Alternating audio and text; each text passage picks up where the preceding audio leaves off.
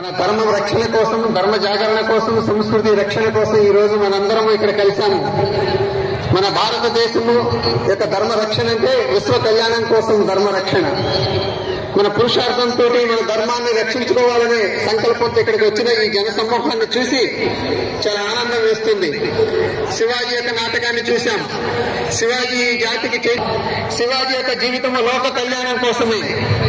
అది అలాగే హిందూ సమాజం యొక్క జీవనము కూడా లోక కళ్యాణం కోసమే.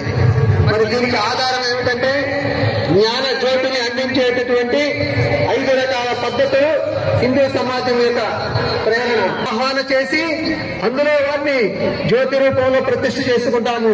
అందుకనే వాటిని దేవ ఆలయాలు అని చెప్పేసి మనం చెప్పుకుంటాము. వీటిని మనం కాపాడుకోవాలి. వీటి పట్ల సమాజానికి శ్రద్ధ కలగాలి. మనకి ప్రేరణ కలిగిస్తుంది. మన అంతర్గతమైనటువంటి జ్యోతిని వెలిగించేటటువంటి కేంద్రాలు మన దేవాలయాలు. ఈ విశాల సమూహము ఈ దేవాలయాల రక్షణ కోసం ఇలా మనం సమావేశం కావటము శ్రీరామ జన్మభూమి ప్రాణ ప్రతిష్ఠ కార్యక్రమంగా మనం జరుపుకోబోతున్నాం. అందుకోసమే